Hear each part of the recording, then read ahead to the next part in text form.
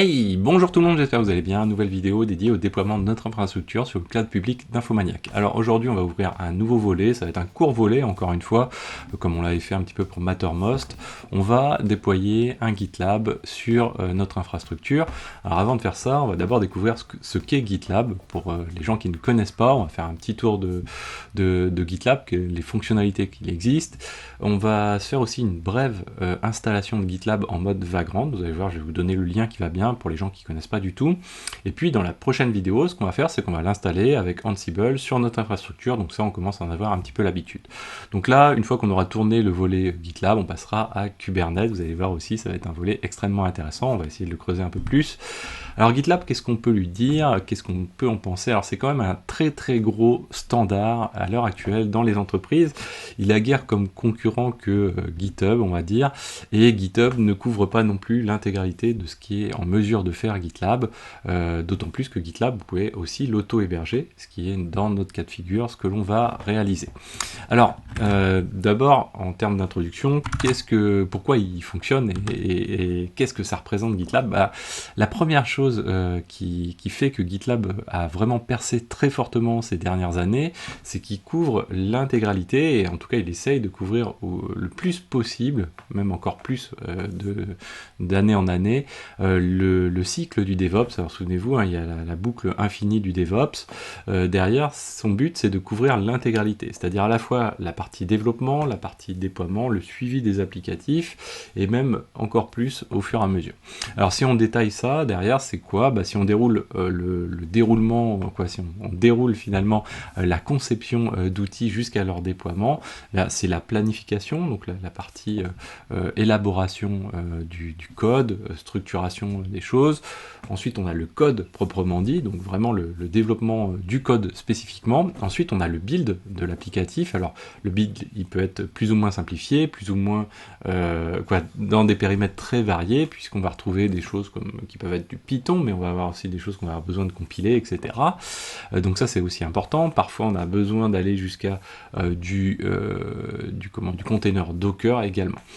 Donc une fois le build réalisé, on va faire des tests, notamment les fameux tests unitaires par exemple, et puis encore d'autres tests. Vous allez pouvoir intégrer même des outils spécifiques de test. Donc ça c'est assez cool pour pouvoir continuer dans la chaîne, puis ensuite créer cette release, la mettre à disposition, donc à la fois sous forme de package livrable qui peuvent être variés. Ça peut être de l'image Docker, mais ça peut être aussi tout simplement les binaires mis à disposition ou les tar.gz éventuellement. Et puis, une fois que ça a été réalisé, le code, le but c'est d'aller le déployer, plus ou moins de manière automatique, mais GitLab permet d'aller jusqu'au bout, hein. On parle notamment des GitLab Runner, hein, outil très très à la mode, d'aller jusqu'au bout du déploiement continu. Donc ça c'est quelque chose qui est très très important, et d'opérer aussi, et de suivre l'évolution de ces éléments-là, notamment, même si vous utilisez Kubernetes, vous allez pouvoir intégrer directement GitLab dans votre Kubernetes pour pouvoir opérer l'intégralité et suivre même l'évolution de votre cluster. Et puis vous allez pouvoir y intégrer bien un volet monitoring qui est encore un petit peu balbutiant, hein, on va dire. Il y a quand même d'autres très grosses stacks très connues comme du Grafana par exemple, qu'il semble un petit peu difficile de pouvoir concurrencer quand on est déjà dans l'écosystème GitLab, parce que voilà, c'est des pans entiers qu'il faudrait rajouter dedans. C'est pas forcément très évident, et il y a un moment il faut savoir aussi un petit peu s'arrêter, je pense. Alors qu'est-ce que c'est derrière? Comment ça se décline tout ça un petit peu techniquement, formellement, dans l'application GitLab? Derrière, c'est un outil standard et ça fournit beaucoup d'outils qu'on trouvait un petit peu disséminés dans les stacks autour de la culture DevOps finalement. D'un côté, ça va être les dépôts Git. Ça existe depuis très très longtemps maintenant, et là GitLab est venu apporter notamment, alors ça existait aussi auparavant, mais une interface graphique très solide, très pratique. Donc c'est un peu comme ça que tout a commencé, un dépôt Git avec une interface graphique très pratique pour manœuvrer les choses, aussi gérer les droits aussi par rapport aux accès à différents dépôts, qu'on appelle aussi des projets dans GitLab, et puis gérer des ensembles de dépôts, etc. Enfin tout ça en cascade et en structure un petit peu hiérarchique. Est venu également, alors là c'est pas tout à fait l'ordre forcément, j'ai pas checké l'ordre de développement ou d'évolution de GitLab, mais il y a les GitLab Runner aussi qui sont venus apporter quelque chose de très très novateur, c'est-à-dire à force de stocker des dépôts, on s'aperçoit qu'on a besoin de builder des choses, builder des packages par exemple, ou aussi des images par exemple Docker, et bien c'est de là qu'est émané les GitLab Runner pour ensuite même permettre plein d'autres choses à partir de ces GitLab Runner. À la fois on pourrait même les utiliser presque pour faire des process de data, des structures de process de data, alors pas aussi bon que des outils très spécifiques dans ces domaines-là, mais très très pratique également pour l'intégrer aussi et enchaîner en cascade des choses à partir de déploiement ou développement de code. Derrière, donc, les GitLab Runner, ils sont centrés à la base pour faire de la CI, donc la Continuous Integration, et puis de la CD, donc Continuous Deployment, avec la possibilité d'intégrer ces GitLab Runner sur des machines distantes, ou même sur des clusters distants, comme Kubernetes par exemple, pour pouvoir déployer plus facilement son code directement. C'est des choses qui étaient un petit peu permises auparavant déjà par des outils comme Jenkins ou Rundeck, mais GitLab a apporté vraiment une fusion de ce côté j'ai mon code et au même endroit où j'ai mon code, je suis en mesure de visualiser ou d'enchaîner avec des actions de CI/CD, donc ça c'est assez intéressant. Et du coup, assez logiquement, à l'époque où Docker perçait plutôt beaucoup, eh bien, GitLab a permis aussi de stocker et d'héberger une registry Docker intégrée complètement à GitLab, donc ça très très pratique. Donc au niveau de chacun des projets GitLab, vous avez la possibilité de créer une registry Docker. Donc c'est une registry finalement qui est globale à GitLab avec une structuration qui permet de la retrouver et de classer et de visualiser aussi par l'interface graphique de GitLab les images Docker. Donc ça c'est assez pratique derrière. Et puis de fil en aiguille, on s'aperçoit que le cloud aussi a percé, et GitLab petit à petit permettait aussi, grâce au GitLab Runner, de déployer des infrastructures as code, on va dire, sur les clouds, la plupart des clouds, grâce à Terraform. Et donc, ils n'ont pas réécrit Terraform, ils n'ont pas repris à leur compte Terraform, néanmoins, il y a avec Terraform la nécessité de stocker les states, ça on l'a vu lors de pas mal de vidéos précédentes, je vous invite à aller les reprendre, et donc GitLab a permis dans un premier temps de stocker les states directement intégré à GitLab et dans les projets. Donc là, on se retrouve vraiment avec un projet GitLab qui dispose du code, qui dispose des packages, de la registry Docker, mais aussi maintenant des states Terraform, de manière à avoir une sorte de cohérence et de permettre aussi de gérer les accès de manière uniforme, c'est-à-dire au niveau du projet, et de dire voilà, toi tu peux accéder à tout ou partie du projet en fonction des droits. Et puis GitLab bien sûr a continué, alors nous on s'en est pas encore servi, peut-être qu'on s'en servira par la suite, mais Terraform a fait évoluer aussi donc ses states, le volet Terraform de GitLab a évolué également en prenant en compte les modules, et donc l'idée étant de se dire comme on développe du code, on développe aussi des modules Terraform, ou peut-être OpenTofu, et derrière on va pouvoir les stocker spécifiquement dans notre GitLab, et donc de manière intégrée, associée au code également. Alors là, on a vu plutôt des parties techniques finalement de GitLab, mais GitLab, c'est aussi tout un volet qui est encore un petit peu la propriété, la chasse gardée d'outils tels que Jira ou d'autres outils encore, c'est-à-dire l'organisation de projets au sens assez large et de projets tech généralement. Pour ça, il faut créer des issues, donc des tickets, des tasks, les manager, les ordonner, les prioriser et gérer finalement une équipe. Donc pour ça, GitLab a développé ces outils-là, issue, task, et puis permet aussi de gérer des boards de manière à y voir plus clair dans l'organisation, pour les attribuer des tâches à des personnes et gérer l'évolution des tasks, y voir plus clair. Donc derrière, GitLab propose aussi une visualisation sous forme de roadmap, également derrière d'autres manières de visualiser l'évolution de tâches un petit peu plus complexes. Donc ça, GitLab fournit ce genre de choses sans difficulté. Vous avez également sur GitLab, donc toujours sur ce volet organisation, la documentation par exemple, avec la possibilité d'éditer des wikis sur GitLab directement et des pages web également. Donc ça c'est assez sympathique. Ça vient couvrir un petit peu ce que faisait déjà initialement GitHub, ou initialement en tout cas par la suite GitHub, et GitLab ne disposait pas de trop de fonctionnalités de ce type-là, finalement ça a été rapidement couvert. Et puis également, du coup, GitLab s'intéresse aux aspects security, donc la sécurité des applicatifs, notamment à partir de scans de code ou d'images Docker. Donc vous allez pouvoir de manière soit directe, soit indirecte, couvrir ces aspects-là de scan pour pouvoir éditer, réaliser des rapports et voir plus clair au niveau de la sécurité de vos outils, des librairies, etc. Et bien sûr, GitLab fournit, et ça depuis très longtemps, une API pour pouvoir gérer, on va dire de manière distante, GitLab, votre instance GitLab directement. Alors, si vous souhaitez avoir plus d'éléments sur GitLab, ce que vous pouvez faire, c'est vous rendre sur la page d'accueil de la chaîne Xavki, hein, et si vous vous rendez dessus, vous allez retrouver, alors je sais pas, voilà, ici, dans DevOps et industrialisation, vous avez une playlist dédiée à GitLab. Je crois qu'il y a une... alors on va mettre en pause, voilà.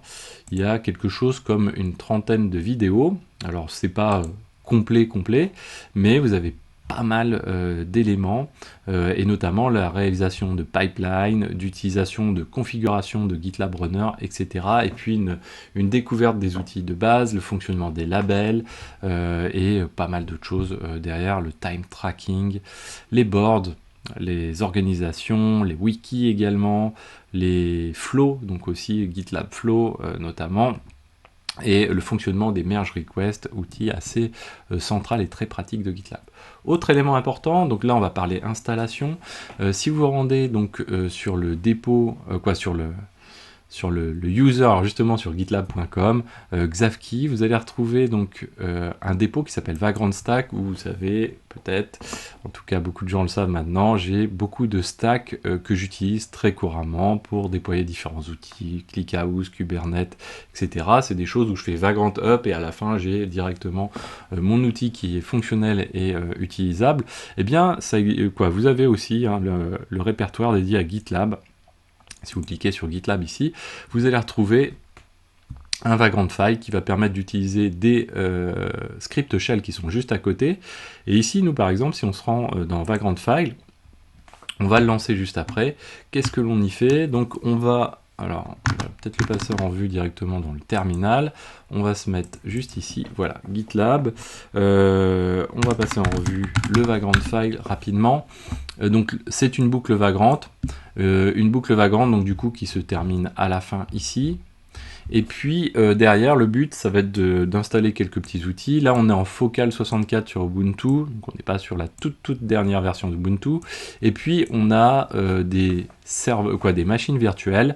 Une machine qui va s'appeler GitLab, une autre Runner 1, Runner 2, Target 1, Target 2. Ça permet de tester un petit peu GitLab dans la partie notamment déploiement et utilisation des GitLab Runner. Je vous invite vraiment à aller voir la playlist dédiée à GitLab pour ça. Nous, on va être focus sur l'instance GitLab. Vous voyez que j'ai mis un petit peu de RAM et un peu de CPU, donc 6 Go de RAM, 4 CPU. Elle est typée GitLab et son IP, ça va être 192.168.12.40. Donc ça va nous permettre d'alimenter une boucle de provisioning que l'on joue juste après ici. Cette boucle de provisioning, qu'est-ce qu'elle fait? Elle va installer donc quelques éléments de base et surtout, elle va jouer le install gitlab.sh sur notre instance GitLab et elle va passer une GitLab URL. Alors la GitLab URL, vous allez voir, on va la lancer juste après. Qu'est-ce qu'elle fait? Elle fait que poser à l'utilisateur une question qui est dire, voilà, quelle URL souhaites-tu utiliser pour ton GitLab? Et une fois que ça c'est renseigné, bien, il va lancer donc, cette fameuse installation de GitLab qui est très simple pour le coup. Donc GitLab, si vous allez sur si vous tapez GitLab installation, vous allez tomber sur cette page-ci, installation méthode. Vous avez plusieurs manières d'installer GitLab dans différents cas de figure, environnements différents. Si vous êtes sur Linux, vous allez utiliser l'installation de base. Maintenant, il n'en existe plus qu'une. Avant, il y avait deux types d'installations sur Linux. Maintenant, on bénéficie uniquement de l'installation qui s'appelle l'Omnibus. Alors l'Omnibus, avant GitLab c'était pas forcément l'Omnibus, c'était aussi l'installation, on va dire, alors pas via la source, mais directement via le paquet. Maintenant, avec l'Omnibus, c'était le deuxième mode d'installation pendant pas mal de temps, mais qui est très très pratique. L'Omnibus, lui, ce qui permet, c'est d'installer GitLab et ensuite, grâce à une commande GitLab CTL, de faire l'installation, la reconfiguration également du GitLab, tout ça complètement packagé. Donc ça, c'est assez pratique. Là, c'est hors container, du coup, cet aspect-là. Donc nous, c'est ce que l'on fera par la suite. Ensuite, il y a la Helm chart qui permet d'installer donc GitLab dans Kubernetes. GitLab dispose aussi d'un opérateur si vous souhaitez complètement instancier et bénéficier d'une ressource, d'un CRD dans Kubernetes qui fait l'installation de GitLab, eh bien vous pouvez le manager aussi de cette manière-ci. Vous avez aussi Docker, il y a beaucoup de gens qui utilisent GitLab sous forme de Docker Compose, je l'ai déjà fait la présentation dans l'installation, donc dans les tutos GitLab que vous avez ici, c'est très pratique également, mais ça vaut le coup aussi de se faire une petite install tranquille dans son coin. Vous avez l'installation from la source également, donc derrière. Donc nous, ce qu'on va faire, on va faire une installation en mode omnibus. Donc pour faire ça, c'est notre script que l'on avait tout à l'heure. On récupère ici l'IP de notre machine, on récupère le $1 qui est la GitLab URL qui est passée à partir de du Vagrant directement dans le premier argument de notre script. Et derrière, du coup, on lance notre installation de GitLab. Donc première chose, on fait un update, un install, des outils de base pour s'assurer que c'est déjà installé. Il nous faut notamment du curl, parce que derrière, ce qu'on va faire, on va utiliser le script d'installation de GitLab, qui est celui-ci, qui permet d'installer le dépôt GitLab sur notre machine, et qui va s'adapter vraiment à l'OS que l'on a et à sa version. Derrière, on refait un petit coup d'update, et puis derrière, on va faire un apt install -y GitLab-CE, donc pour Community Edition. Alors on n'en a pas parlé, hein, il existe donc plusieurs versions de GitLab, je ne sais pas si je l'ai ici, si on doit l'avoir, voilà. Il y a la Community Edition, donc c'est la version gratuite, et puis il y a la Enterprise Edition qui elle est payante à 29 € par mois par utilisateur du GitLab, donc ça peut représenter une petite somme hein, pour certaines entreprises. Attention, c'est une petite somme. Malgré tout, c'est un outil qui change complètement et qui permet de rythmer, d'organiser les équipes. Donc c'est pas anodin en soi de faire ce choix-là et de se dire « Ok, moi je passe par une version payante ». Ça permet d'avoir une maintenance qui va être complètement déportée, ça permet d'éviter toutes les problématiques de stockage, etc.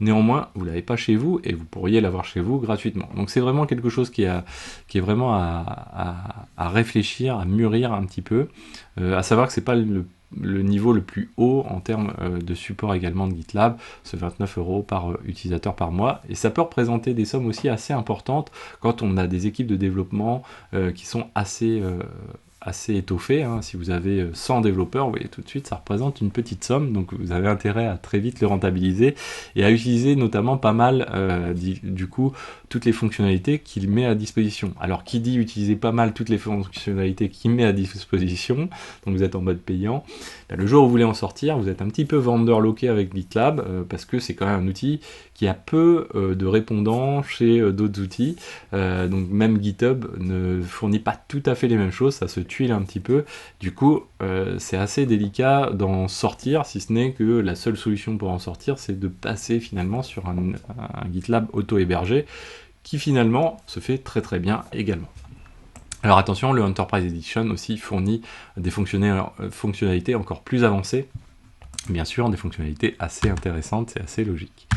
Donc cette installation, nous, et bien du coup, on va la lancer. Hop, voilà. Donc on a fait un GitLab CE, et une fois qu'on fait un GitLab CE, ce qui se passe, c'est que on fait un GitLab-CTL reconfigure qui va prendre en compte le fichier de configuration dans l'état où il est et l'appliquer à l'instance actuelle. Donc ça, c'est une démarche qui est assez intéressante. On fait une modification, on joue le GitLab CTL reconfigure. On a aussi il y a pas mal de commandes, hein, vous pouvez piocher dedans, de GitLab CTL status également pour vérifier chacun des composants de GitLab. Alors ça, on n'en a pas parlé. GitLab, il est composé de pas mal de composants, de sous-composants. Il faut le voir comme un gros monolithe, hein, GitLab, qui imbrique du Nginx qui imbrique du Postgres, du Redis, je crois qu'il y a du Elasticsearch, si je dis pas de bêtises, j'en suis pas certain. Il y a vraiment beaucoup d'éléments dedans, et il dispose également, donc pour manager, pour installer surtout tout ça, de Chef. Donc là vous avez la playlist aussi sur la chaîne YouTube, vous avez la playlist Chef Infra. Et bien GitLab, son installation, quand vous lancez un GitLab CTL reconfigure, on va le voir d'ailleurs tout à l'heure, ou un GitLab install, vous allez voir Chef à l'action qui va prendre en compte et qui va reconfigurer, modifier les fichiers de configuration, rejouer tout ce qu'il y a, etc. en fonction des évolutions. Nous par exemple, ce qu'on va faire, donc du coup, c'est qu'on va injecter la fameuse URL GitLab URL, vous voyez, on va aller l'éditer dans /etc gitlab.rb. Alors dans la prochaine vidéo, on verra avec Ansible qu'on va manager ce fichier de configuration. On va pas y changer beaucoup de choses, on a l'URL notamment, on a aussi, nous, on le sait très bien maintenant, c'est un peu GitLab, forcément il y a de la data à stocker derrière, et bien il y a une base de données, il y a les dépôts, etc. Et bien derrière on va essayer de déporter tout ce volet-là, donc le fameux data-dir, sur un disque spécifique, et puis qui dit disque spécifique, dit data également, dit backup à la suite, on verra, on fera peut-être aussi une vidéo sur le backup de GitLab à l'occasion. Donc là une fois qu'on a fait ça, et bien quand on fait une modification du GitLab RB, on va faire un GitLab CTL reconfigure. Donc là, on va appliquer ça, hop, on va faire un vagrant up, du coup, et quand je fais un vagrant up, alors nous on va faire le vagrant up uniquement sur la machine GitLab, on va le lancer, il nous demande donc la GitLab URL que l'on veut, nous on va faire un gitlab.xavkey par exemple, Xavkey, voilà, et on va le lancer comme ceci. Donc là ça va tourner, ça va demander un petit peu de temps, parce que voilà, vous allez voir, il va y avoir plein de choses qui vont se jouer, et derrière ce qu'on va faire, c'est que moi je vais accélérer un petit peu tout ça, et on va se retrouver quand l'installation va être terminée.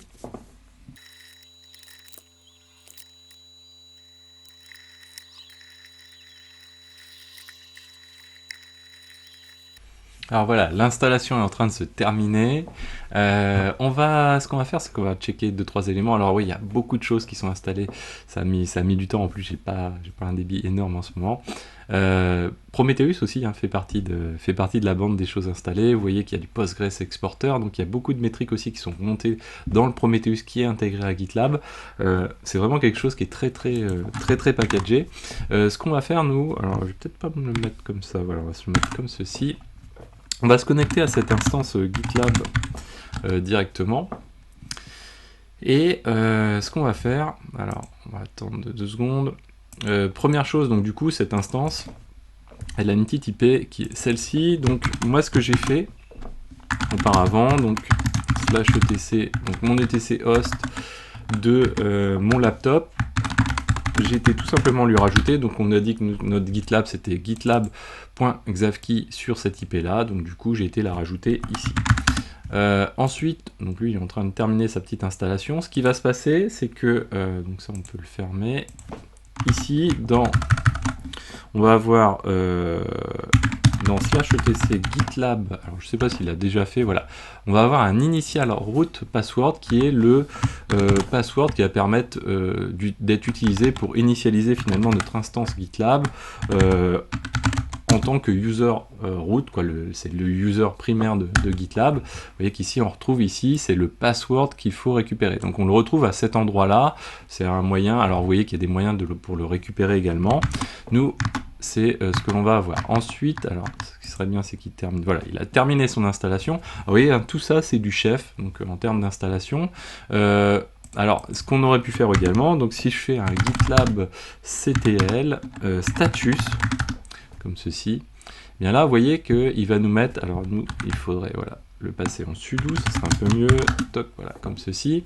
Et là, vous voyez, on a du Alert Manager, du GitLab, du GitLab Exporter, du CAS Workhorse. Alors, il y a des outils très spécifiques à GitLab, du Nginx, le Node Exporter aussi est installé, le Postgres Exporter, on a un Postgres, un Prometheus, un Puma, un Redis. Alors, je vous avais dit, un Elasticsearch est faux. Voilà, il y a pas mal d'outils. Et on peut faire, alors, soit un restart total de GitLab, comme ceci, donc GitLab-ctl restart, donc là il va redémarrer tous les services un à un, ou si on a un souci avec un des outils qui est là, qui n'est pas démarré, etc., on peut le restart juste le Nginx, par exemple, de cette manière-ci, de cette manière-ci.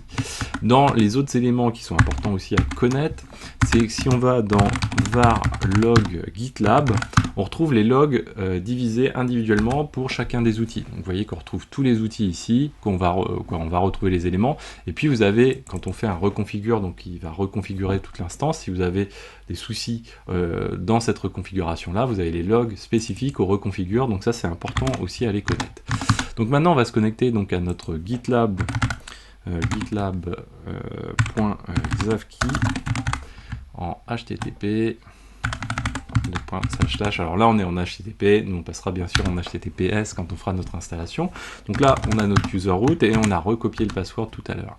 Donc ça c'est le user, l'idéal c'est peut-être même de changer le password directement, de ne pas perdre le password aussi.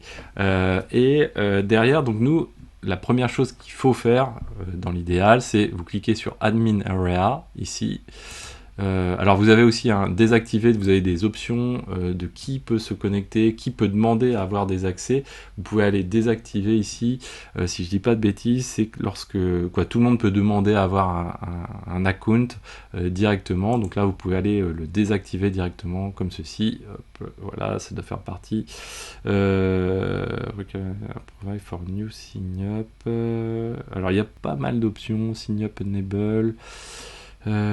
Confirmation. Donc là, on peut passer par une confirmation obligatoire par email ou pas. Nous, c'est pas le cas puisqu'en fait, on n'a pas on n'a pas défini ce qu'il nous faut pour ça. Je crois que c'est celui-ci, si je dis pas de bêtises. On est effectivement sign up. Must be explicitly approved. Non, ça c'est une autre option encore. Bah, je sais plus. Tiens, c'est bizarre. Signing restriction, allow access password for two factor. Bon, c'est pas grave. Alors, nous, ce qu'on souhaite faire, c'est créer donc d'ores et déjà un nouvel utilisateur. Donc, si on va dans l'admin area, ici, on va dans la partie overview, users, et là, on voit le nombre d'utilisateurs et les utilisateurs qui existent. Donc, on a notre premier, c'est celui, le root, hein, finalement. On va créer un nouvel utilisateur. Et lui, on va la quitter. Et on va dire, on va créer un utilisateur qui s'appelle Xavkey. Son username de connexion, ça va être Xavkey. Le password, on va mettre n'importe quoi pour le moment. Derrière, toc toc toc, access level. Alors on peut le mettre administrator directement pour dire que le user root on l'utilisera jamais quasiment et on n'utilisera que notre utilisateur par défaut. Nous on va le valider directement, on va faire en sorte qu'il soit validé directement sans avoir besoin d'un échange par mail, etc. Et puis c'est tout pour celui-ci. Donc on va créer l'utilisateur. Maintenant il faut créer un password aussi. Donc pour créer le password on va edit ici. Et on va saisir un password ici directement et on va essayer de s'en souvenir. Voilà. Donc voilà, on va le sauvegarder. Toc, voilà. Donc là maintenant on est en mesure, alors vérifiez bien qu'il est successful parce que suivant la dureté du password et tout, vous pouvez avoir l'impression d'avoir saisi et que tout s'est bien passé, vous continuez, vous déconnectez, vous allez faire vous reconnecter et finalement ça marche pas et vous dites qu'est-ce qui se passe, j'ai dû louper un truc. Alors ici, hop, voilà, je suis où? Toc, sign in, voilà. Là, il nous demande directement de changer le password parce que là, en gros, c'est je suis un utilisateur qui est root, donc un administrateur, je crée un utilisateur, je lui mets un password, mais ça, c'est un password temporaire, forcément. Et donc, quand l'utilisateur va se connecter la première fois, lui, bah, il va rentrer ce password temporaire, mais il va aussi changer le password. Donc là, c'est ce qu'on est en train de faire, ce qui est plutôt quand même bon d'un point de vue sécurité. Voilà, toc, en espérant que j'ai tout bien saisi. Update password, et j'ai dû louper un truc. Must provide valid current password. Ah. Toc.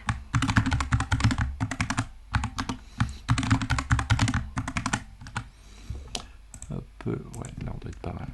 Voilà, donc là c'est passé, il nous dit que ça a été successful, maintenant on n'a plus qu'à se connecter, donc Xavkey, je remplis mon password, donc là c'est vraiment la première fois où on a besoin quand même de faire ce genre de cheminement. Voilà, donc là c'est bon, ça, on va quitter. Donc là on est en mesure d'utiliser GitLab et on peut dire voilà, moi je veux créer mon premier projet GitLab. Hop, ici. Je vais dire test par exemple, voilà, et est-ce qu'il se rapporte à un groupe ou à un user. Alors je vous invite vraiment à aller voir la playlist dédiée à GitLab si vous souhaitez avoir beaucoup plus d'éléments sur tout ça.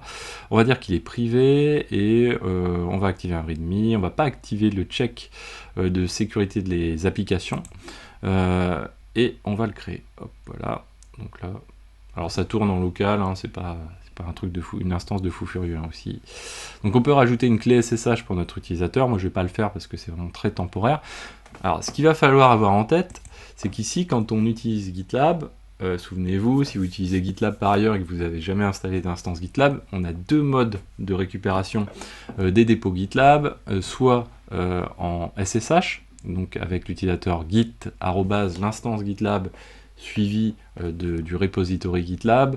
Il faut que notre clé SSH donc, soit déployée telle qu'on a vu ici, ou en HTTPS, donc là on est en HTTP, mais en HTTPS, pour le coup, pour pouvoir les récupérer.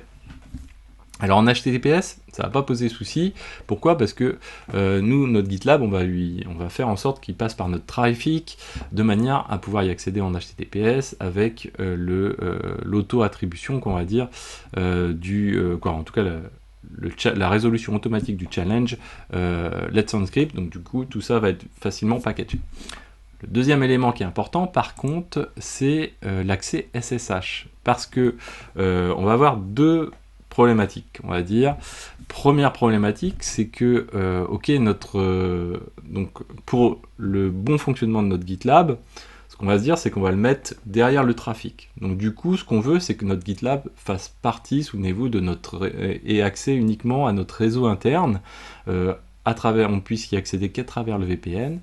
Et donc, du coup, ce qui se passe, c'est que on a besoin d'un accès SSH à notre instance GitLab. On ne veut pas que ça vienne en concurrence finalement avec notre accès SSH GitLab pour les dépôts.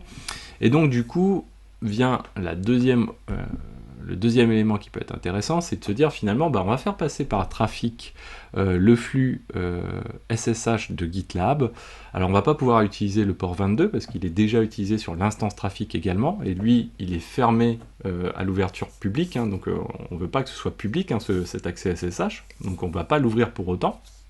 Par contre, ce qu'on va faire, c'est qu'on va le faire passer par le port 2222, comme ça on va pas venir en concurrence avec nos accès système classiques, ça va permettre de gérer ce flux. Donc on va faire en entrée TCP le port 2222 sur trafic, donc il va falloir reconfigurer légèrement trafic pour ça, et puis on va arriver ensuite, on va dire à trafic, écoute, maintenant, comme on est dans notre réseau, tu vas router ce qui rentre chez toi en 2222 sur le port 22 de l'instance GitLab. Comme ça, on est bien dans notre réseau et on a moins de soucis de sécurité, donc c'est un petit peu plus pratique. Donc ça, c'est ce qu'on va faire dans la prochaine vidéo, vous allez voir, on va le faire, ça va être très très facile, et on va aussi installer GitLab pour l'occasion. Donc ça, c'est des choses qu'il faut vraiment avoir en tête, et ça nécessitera une petite configuration des clients SSH quand ils vont vouloir utiliser notre instance GitLab. C'est pas plus mal hein, pour autant, mais voilà, donc c'est vraiment très très important d'avoir ça en tête sur le principe de fonctionnement. L'idée c'est de se dire, je veux que mon instance GitLab ne reste accessible qu'à notre réseau privé, et c'est tout.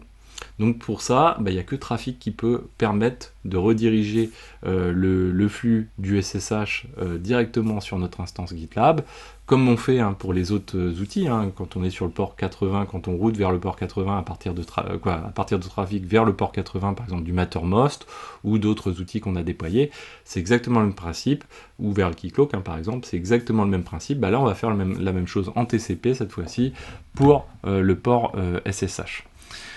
Donc avec ça, voilà, on a vu la brève installation de GitLab. Nous, on va s'en occuper dans la prochaine vidéo. J'espère que cette vidéo vous a plu. N'hésitez pas à la partager, à mettre des pouces bleus, à commenter. Moi, je vous dis à très bientôt sur Xavki. Ciao à tous!